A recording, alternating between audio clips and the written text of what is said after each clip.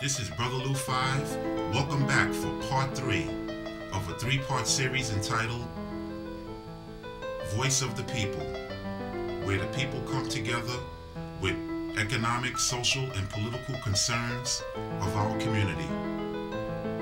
At Staten Island Zone, against the Grain Barbershop. I mean, obviously, this is what's happening.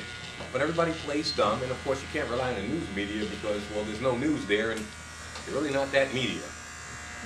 You know, they stand in the middle, but they're really not a real media. So. You got that right. Okay, thank you, brother. That was You're very welcome. a very profound thought there. Okay, we're going to pick up the conversation about economics.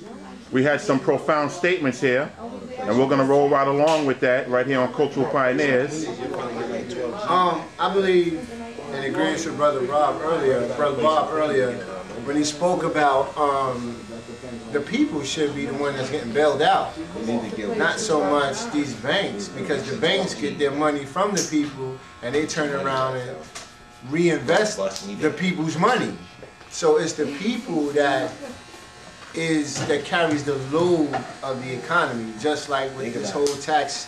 The stimulus is going to be picked up on the people's shoulder to, you know, pay for it over X amount of many years. And with that, it's like, you know, we have to really look at, you know, why isn't the money being disseminated to the people? Because they need the people to spend money to stimulate the economy. Exactly. But if you're still trying to go to these entities to, let's say, buy a car to get a loan, I mean, give the people the money so they can buy a car. Not give it to the banks for the banks to decide if they can get the money and then charge them interest on top. You know, so the bank is making money hand over hand, which they did already, and prove that, you know, that they don't handle the money correctly. So in other words, the system has to be changed. Yes. The system on how we use currency and money and things like that in order for there to be true economic development. Hold on. Right. Farming is the basis of economics. Farming and building. When we went into an industrial economy, a lot of speculation is there. How many people will buy a car? Who's going to need bricks? Anybody need like a monkey wrench or a tool or a screwdriver? How do you figure that out? Then you have to go this overarching, dominant informational system that actually says, we know what everybody wants. But there's the erosion of freedom. So without freedom, there's really no spontaneity. There's no creativity. Artists are free people. Why did the Russians first round up the artists? They round up the artists because they're free thinkers. Free thinkers create things. Not people that live in a box. People that live in a box in a, well, you know, there's one of our names for it in 1984 as a proletarian society, but that's actually a Roman term. It really means people that just make babies, which many of the people in America have been relegated to. I think they'll sift out of those people and find some people with some great ideas.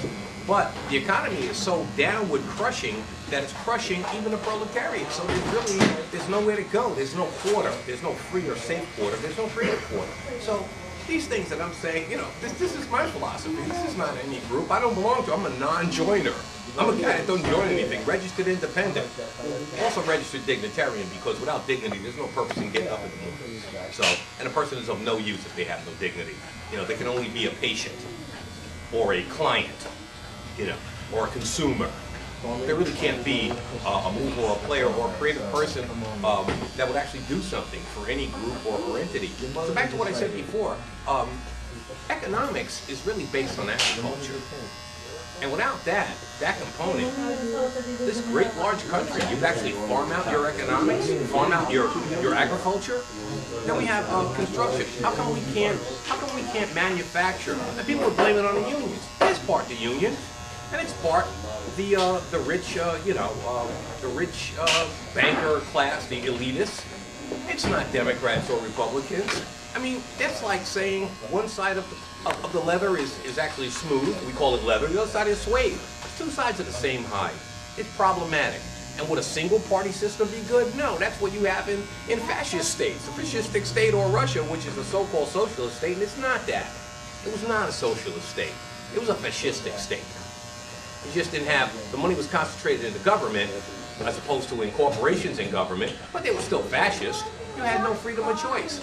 So So people bandy a lot of things about. And just one more thing. I really hate it when people try to quote God in their politics. Because they were so ungodly, it's just disgusting. Absolutely disgusting. And any clear-headed person who believes in whatever religion that they have, you know, and I'm talking about esoteric religions that say we're better and everybody else is bad. Because those religions are really what spark cultism. You know. But if you get down to religions that are looking to actually uplift the spirit of people, well, they're all saying the same thing, basically. Look at your stars. They're celebrating at the same time. Most of them, the Tet Offensive was, I believe, around Christmas. I could be wrong here. If you go around the world and you look at the stars and you look at the roots of the words, you're going to see that a large dominant culture, when I say dominant, I should say pervasive culture would be more accurate, has been around the world for a long time. People said that the pyramids in South America look like the pyramids in Egypt, and they said, oh, they did it separately. Not really.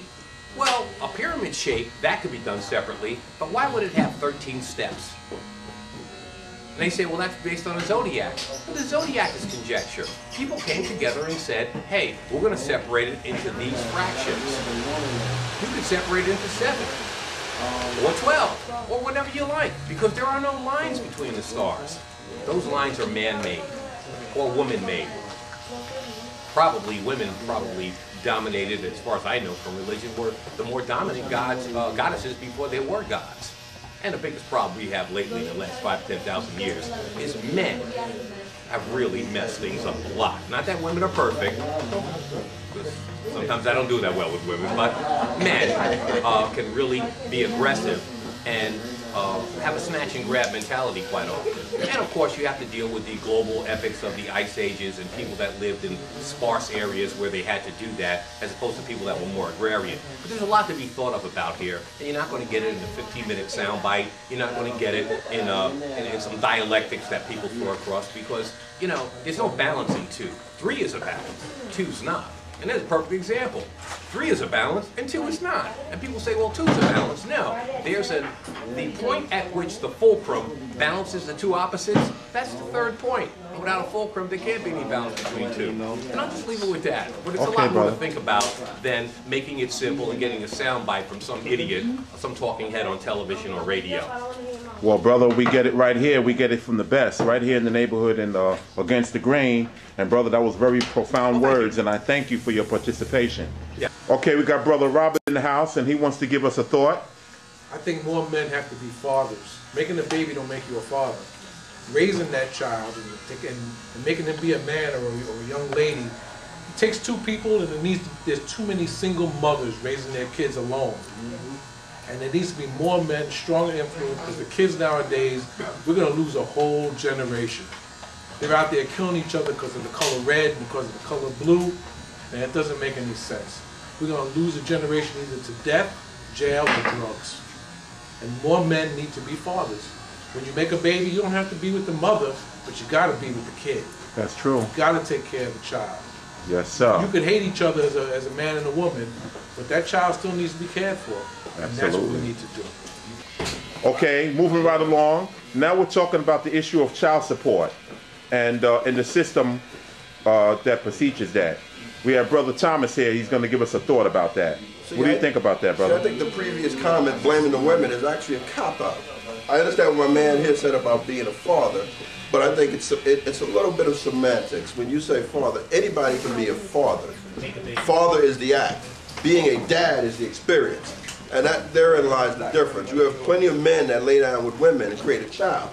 And then they disappear from that child's life. To say that the women somehow are running to the court to make this man pay child support, you have to ask yourself, why is that woman being forced to go down to that court on Monday? I work in the court system.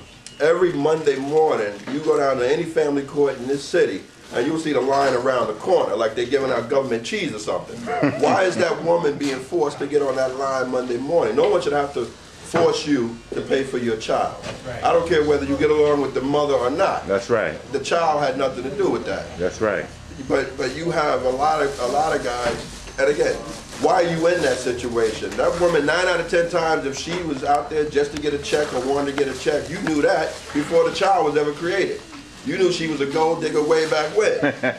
Why did you allow yourself to continue to lay down and sleep with that gold digger playing Russian roulette without wearing a condom or using any kind of birth control or anything else?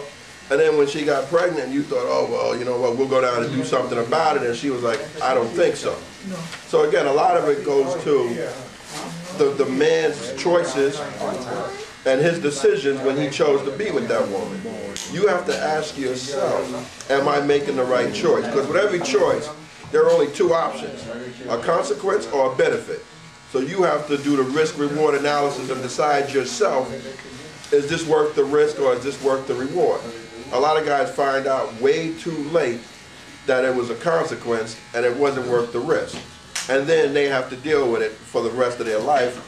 And then they complain about having to pay child support, or they don't pay child support, and then they got the man looking for them and all kind of problems. I know people who can't get anything in their own name because they're afraid that because they owe child support, somebody's going to come knocking on their door to take it or garnish it or something else. That's ridiculous. It's ridiculous, and a lot of these kids grow up, father's not in their life, father's not doing anything for them through no fault of the kid. I mean, what do you do in those situations? A woman cannot raise a man.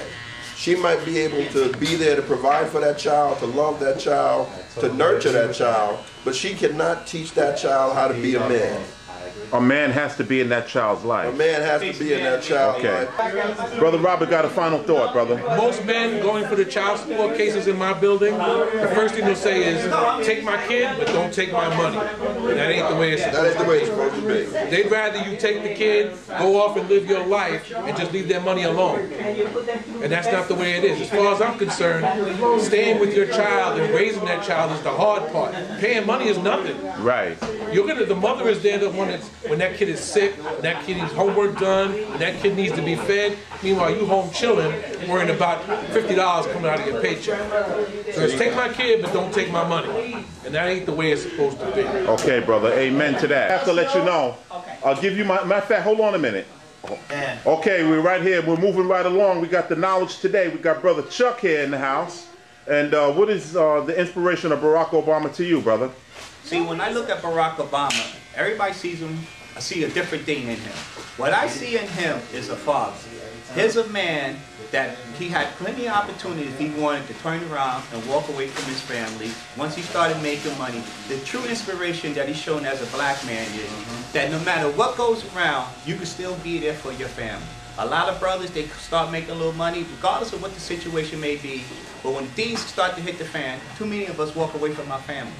Now, I don't want to point no fingers and embarrass anybody, but if you really truly think about it, how many brothers that we know or how many brothers here have children that they haven't seen? I just came from a little basketball place with my grandson here. You know, the difference between, I hate to say it, white men and black men is that when I went up there to that little Catholic school, you seen 85% of those little white boys and little kids with their fathers there. My grandson, the only few role models there was me and a few other fathers. Why was it only 3 or 4 of us? And when you look on the other side, because regardless of what happens, you got to stand there for your children. Because the biggest crisis to any of us, it's not the fact that economically we're inferior or anything. It's the fact that we got, like they said, we got too many women trying to make men out of our boys. You got to take some man to make a man. Barack Obama is a perfect inspiration there because more than anything else, he showed that if you really want anything on this planet, regardless of who's trying to stop you, you can still make it. And still, he stayed behind his family. You see that man, he over there, he has his children, he goes no matter where he goes, he shows all of us that you could be anything you want and you could still be a proud black man and be a proud father. There's no excuse. There's no excuse. And that's the whole point that I see from him is, but bottom line is, if you really look at his situation, he had to run across so many obstacles where people tell him you can't make it, you're never going to get this way. But he said, I don't care what anybody say or what anybody want to do, if this is what you want to do, because the one true good thing about America, you really, really could be anything you want if you put your heart into it. Okay, brother, that's a profound statement right there. All right, come on. Okay, now the question.